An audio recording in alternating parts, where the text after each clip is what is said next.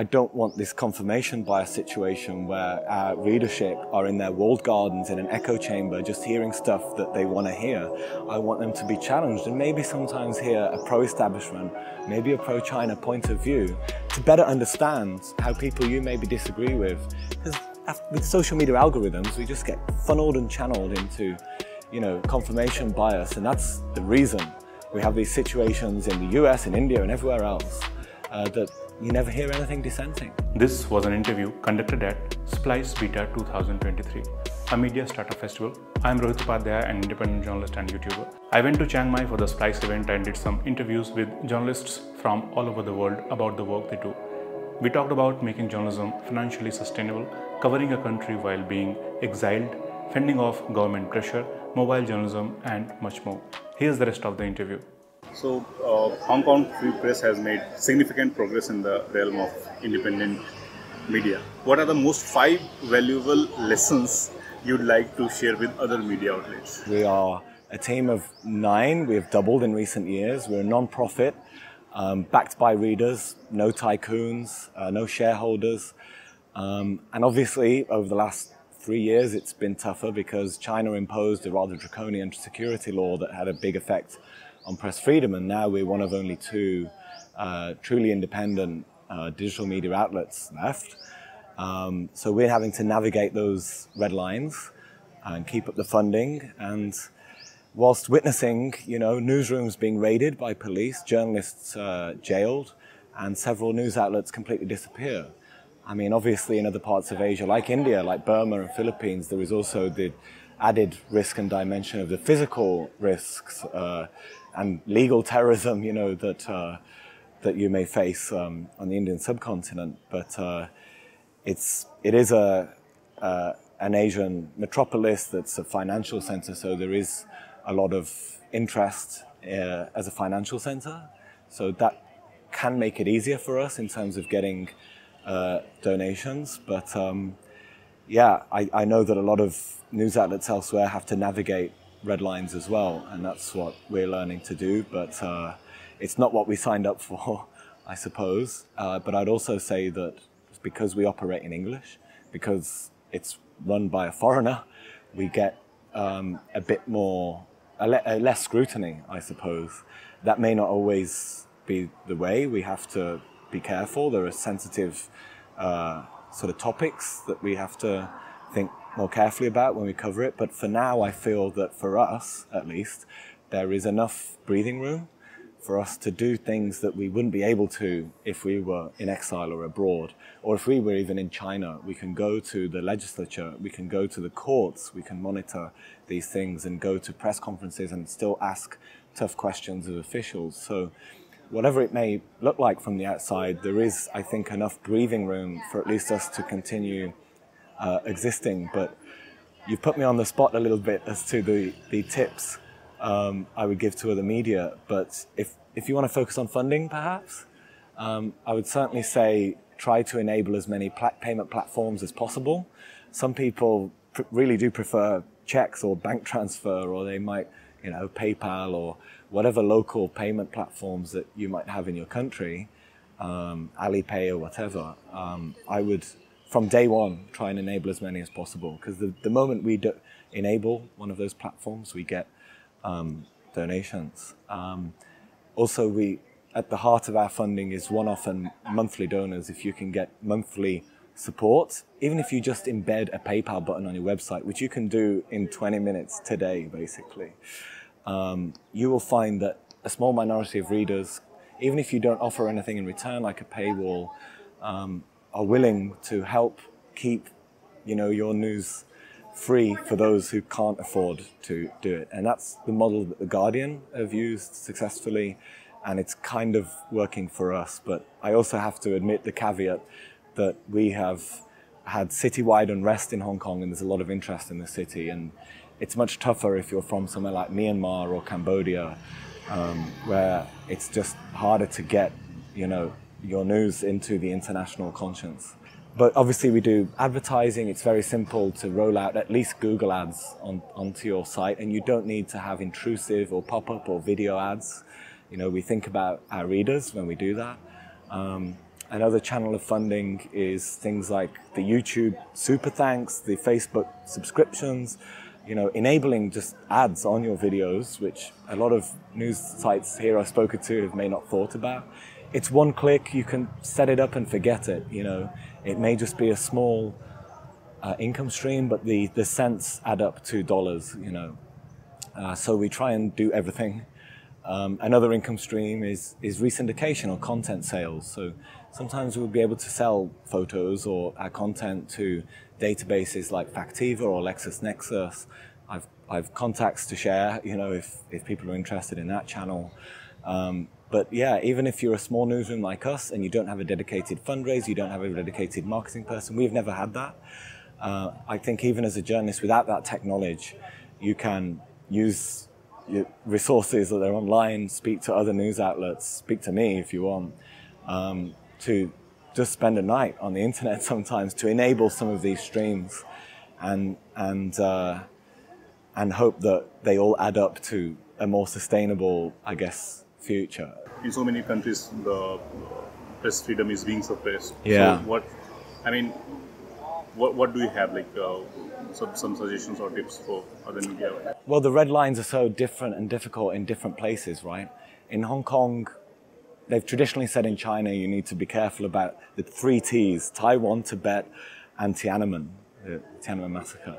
But also in Hong Kong we have to think about calls for independence, calls for sanctions upon Hong Kong, dissidents who are abroad who may have an arrest warrant, urging people to boycott or create blank or protest ballots in an election.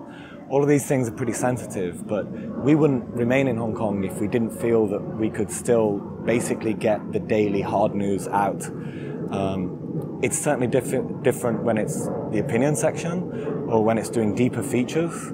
We're not going to be running into the fire and endangering the team.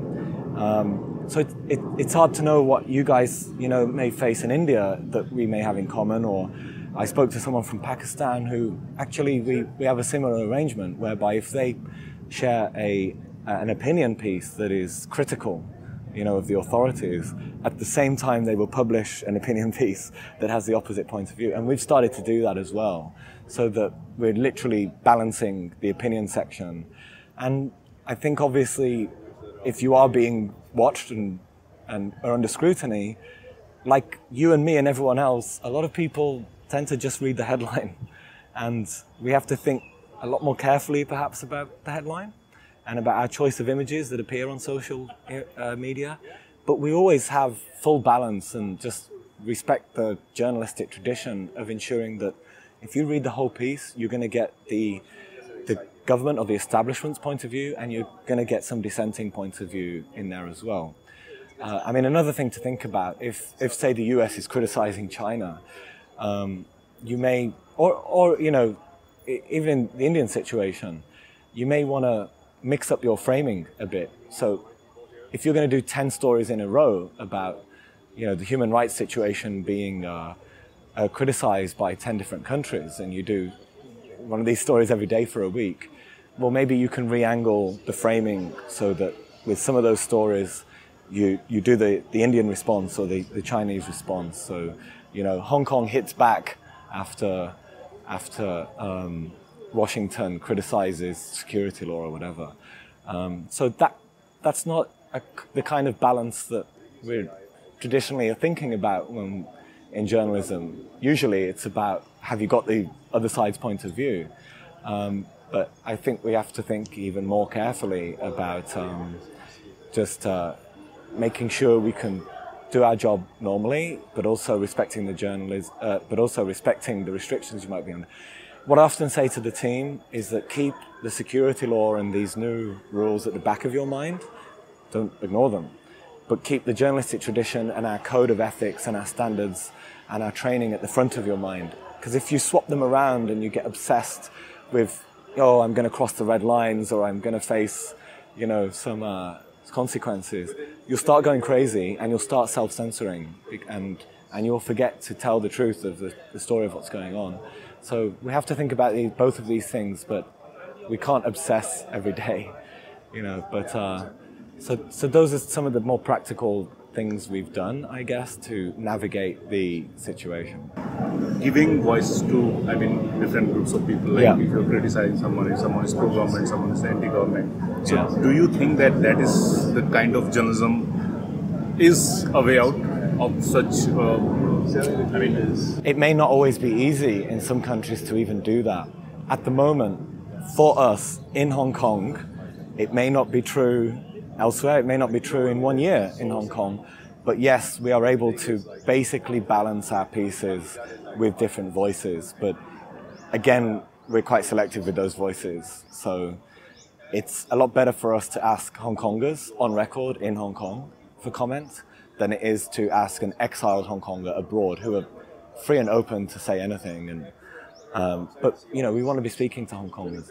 I mean, to be honest, it's very difficult to get people to speak, and I'm sure you guys face the same thing. People on the opposition side are scared. Their name is going to appear on Google forever, and they will ask for anonymity, because what do they gain? When the red lines and the goalposts are ever changing, you don't know if what you're saying now is going to be problematic tomorrow. So I can understand people don't want to talk.